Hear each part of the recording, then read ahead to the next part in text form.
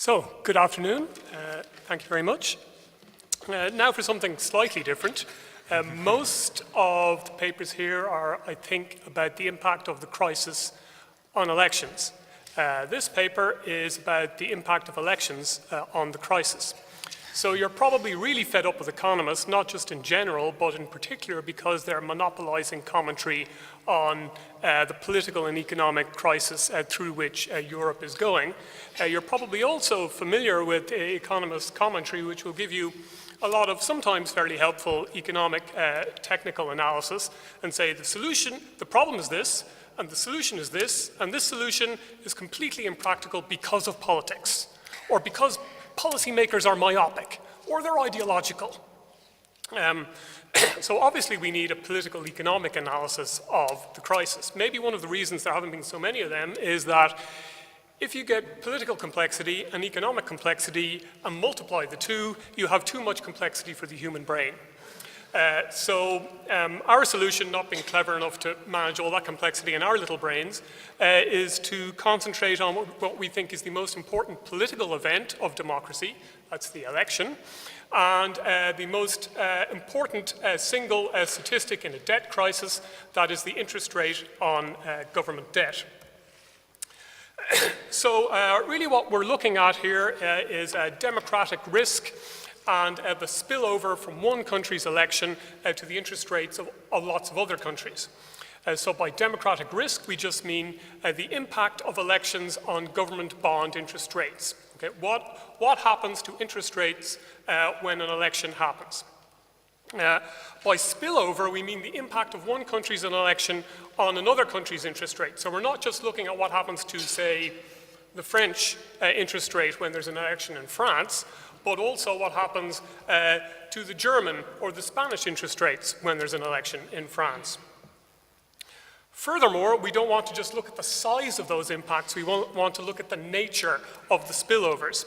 So different types of spillover have very different political implications. So for example, if the interest rate in the election country goes up and the interest rate in their partner countries goes up as well, then that looks like there's an incentive for international cooperation amongst those countries.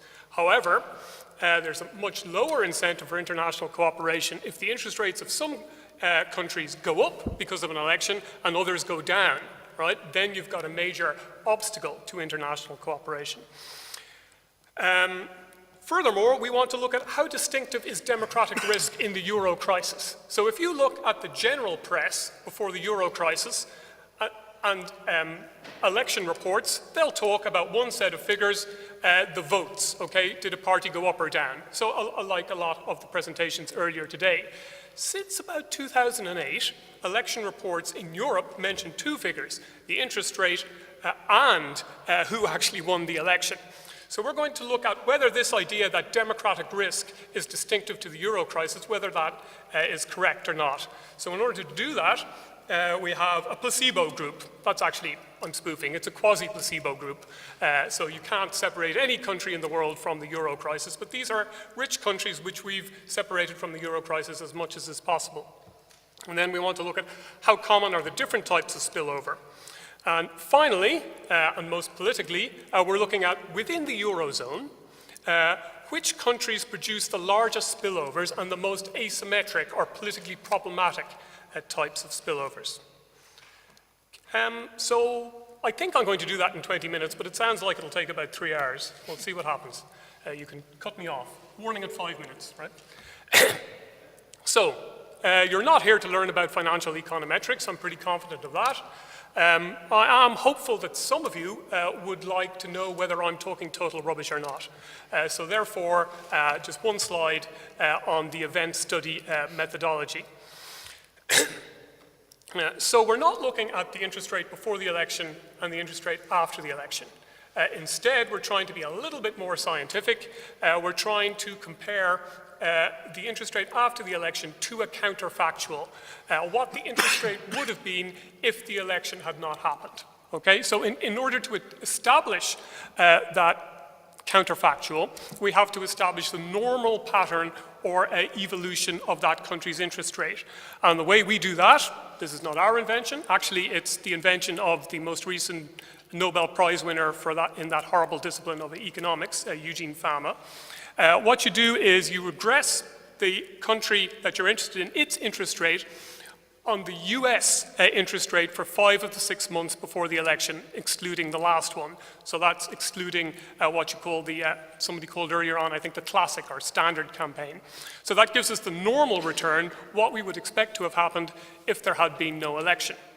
And then we compare that to the actual interest rate after the election. And that gives us something called the abnormal return, okay? Something which we can attribute to the event itself, to the election. And so then this gets me to the only really exotic piece of jargon I'm going to inflict on you today, and that's the CAR. So what we do is to give the financial markets some time to assimilate the event. We give them 5 days, so 1 working week. So we accumulate the abnormal returns over 5 days, and that becomes the cumulative abnormal return, which is the CAR, okay? And that is basically our measure of the impact of an election. Good, end of financial econometrics course. So we have 2 samples. In the first sample, we track some members of the future Eurozone from about 1980. It varies from country to country according to the year in which they introduced a benchmark 10-year bond in their government debt. Now, you'll see that there's a nice mix there of countries which I'll call strong and vulnerable, and you'll also see, much to your disappointment, that Greece isn't there. That's because no, there is data, but it's very hard, it's almost impossible to come up with a plausible measure of the normal return because of what's been going on in Greece. So I think somebody showed you earlier on Greece elections in May and June. That would mean that the May election was messing up our estimate of the normal return for the June election. Even worse, if we try to just give you the May election, about a month before the May election, you have the largest restructuring of a debt in history, which would also mess up our normal return. So I could have given you some calculations for Greece, but they would have been incomparable to the others. We're going to, in later versions of the paper, we're going to do a special Greece-only model, but we're not going to be able to get one, I have to admit, which is going to be strictly comparable and as good as the others. Well, we do have a quasi-placebo group. Now, we don't want to have Switzerland or Denmark or the UK because they're too much affected by what's going on in the Eurozone. We want some rich countries which have interest rates going back a long time, which have as little to do with Europe as possible. And so what we came up was Australia, Canada, Japan, and New Zealand. Good. So what we have here is a scatter plot of the spillover election impacts in our future Eurozone sample and our quasi-placebo group going back to the beginning of the modern bond market, right, back to 1980. You'll see it's pretty obvious there that election spillovers have been the norm in our lifetimes, okay? You'll see that before about 2000, there were very significant election spillovers. You'll see the range goes over 10% there in the 1980s and the 1990s, comparable to the period of the Euro crisis. So you'll see that the exceptional period is the early Euro period, not the Euro crisis, okay? So the Euro crisis, according to our data, is the return of, if you like, almost the normal democratic risk you have around elections in the bond market. Furthermore, the Eurozone doesn't look enormously distinctive here, okay? Australia and Canada and New Zealand have been three of the countries which have been most quiescent in the recent past, right? So they're a really good placebo group, even if they're not literally a placebo group. And Japan has very different problems to the Eurozone, let's put it that way. And you'll see in 2007, you see those X's way below the line. So they had massive spillover effects from elections in those countries as well. So also, we don't think that the return of democratic risk is consigned to the Eurozone. This implies, therefore, that democratic risk is not the problem in the Eurozone. The problem in the Eurozone is that the Eurozone is not able to handle democratic risk.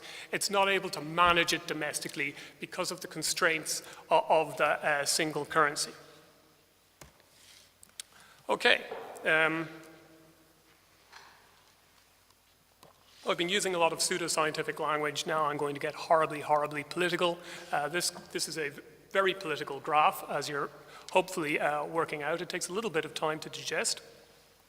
These are box plots of the spillover effects of individual elections from 2008 to 2012. So Germany, the Germans I love, the Portuguese I love. They had an election on the same weekend in 2009, which I really hate them for, which means we can't separate out the effects of those elections, okay? But all these others are pretty good estimates of what happened. And you'll see, if you follow it over time, you'll see that it seems to make sense. There are very small average impacts and very narrow ranges up until the Dutch election of 2010, where you'll see the range expands, okay? And you see the range continuing to be very large thereafter. You'll also see that from Finland in 2011, then you get 3 elections in a row where on average there's a big increase in the interest rates because of elections. So countries are having to pay more on average for their debt because there's been an election somewhere else. You'll also see that I've labeled the extreme countries there, the extremes of the range. You'll see that there is quite a plausible redistribution of money around the European bond market. So for example, in the Dutch election of 2010, some of you know better than I do that there was a success for this guy here. Okay, I pick him mainly because he has great hair. So excuse my non-Dutch, but he's Geert Wilders of the Party of Freedom. I don't choose him for that reason. I choose him, of course, because we have variation of the independent variable. In 2010, his party more than doubled its seat numbers in the Dutch elections. And what the investors thought was, uh-oh, this guy doesn't want to throw money over the dike, okay? Therefore, Spain has become much riskier and will go into Germany, all right? So then skip along, because the Dutch, unlike those silly Germans and Portuguese, have had 2 elections really close by with different results. You look at Netherlands 2012, and the Portuguese interest rate plummets, okay? Basically, it became much cheaper for Portugal to borrow money. There was much greater confidence that they would pay back their debts. And that's because poor Mr. Wilders lost about half of his vote share in the 2012 election, okay? So I could tell fascinating stories, which may or may not be plausible for all of those box plots, but I think I have demonstrated that perhaps these box plots are a great way to begin a political economic analysis of an individual election. Okay, so as you can tell already that I'm really torn between part of me that wants to tell stories and part of me that wants to be a scientist or a pseudoscientist. So I'll now try to be a little bit more scientific in thinking about those distributions of spillovers, those box plots and different types of spillovers. So here's our typology.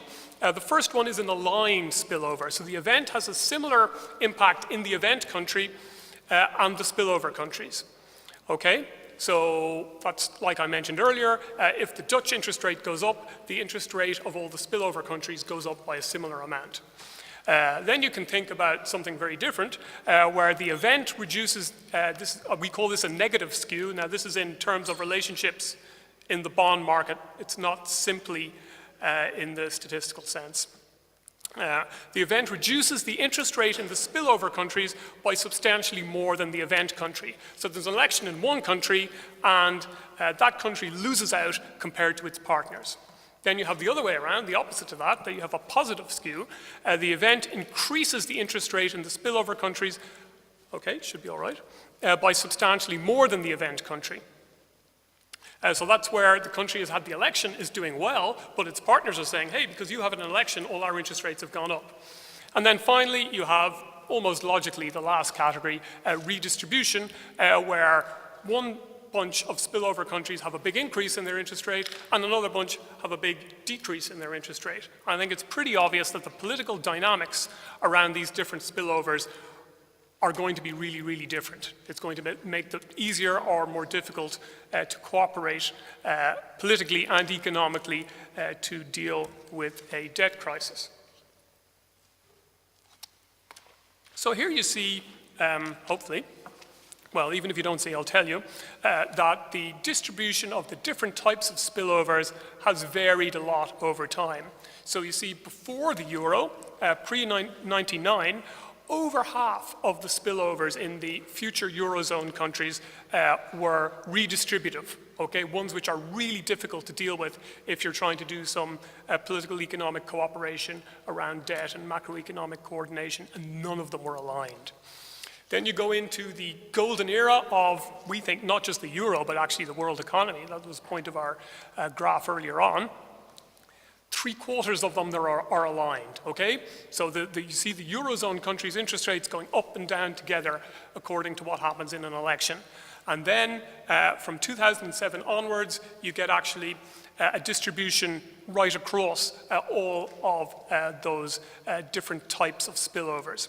And you get something similar, again, with the placebo group, showing that the Eurozone isn't that distinctive in terms of democratic risk re-emerging, in terms of the distribution of the spillovers, but it's a little bit more extreme in the placebo group, but remember, there are only 4 countries there. Okay, so, when I'm not being paid by the state, yes, I would like to be an engaged intellectual. On the state's money, I think I should try to be a disinterested social scientist, and that's what I've tried to do here. Unfortunately for me, the results that we've come up with happen to coincide with the political economic interest of the little country that I come from, Ireland. So what I've tried to do here is look at what is the relationship between the types of spillover and the magnitude of spillover and what I call the strong and the vulnerable countries in the Eurozone. So the strong countries are defined by those with low interest rates. So the max interest rate there is the biggest interest rate that any of those countries has had at the beginning of a month, according to the European Central Bank, since 2008.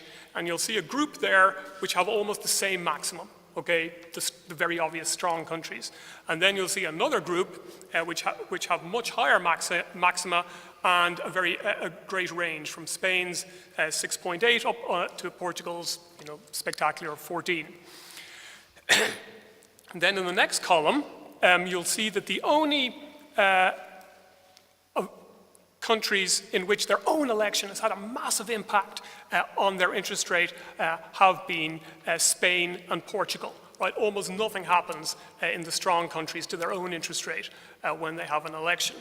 Then if you look at the spillover types, you'll see that the redistributive spillovers, the ones which are most divisive, are concentrated in elections in strong countries. Moreover, and more obviously, the spillover range, you'll see, is much bigger for elections in strong countries, right? You have a range of 20% for the French election of 2012, the Netherlands, 14.5 in 2012, Finland, over 11. Okay, so, partly because I don't want to mix up being the engaged intellectual and the scientist, I have this big thing about I have the conclusions and the implications, and they're separate. So my conclusions, I have 3 of them, or we have 3 of them. Prior to 2000 and since 2007, a substantial democratic risk has been present in rich world elections. The Eurozone's specificity is that democratic risk cannot be managed domestically. It's not that the Eurozone has democratic risk. Democratic risk tends to be asymmetric. Okay, if interest rates went up and down together when there were elections, then it would be a lot easier for countries to cooperate in managing that democratic risk. Because it's asymmetric, it's much harder to cooperate. And the third one there is that the greatest spillovers were associated with the strongest Eurozone members. So this has implications for the incentives of Eurozone countries in terms of international cooperation and crisis management. So in good economic times, everything's aligned quite nicely. Strong countries' long-term interest in the economic health of their partners is consistent with their short-term interest in low yields on their own public debt, largely because the spillovers are aligned. In bad economic times, we have a problem. Strong countries' long-term interest in the prosperity of their partners tends to diverge from their short-term interest in cheap borrowing. The timekeeping is being so good, I think I'd better stop now, and I'll hope for some questions. Thank you very much.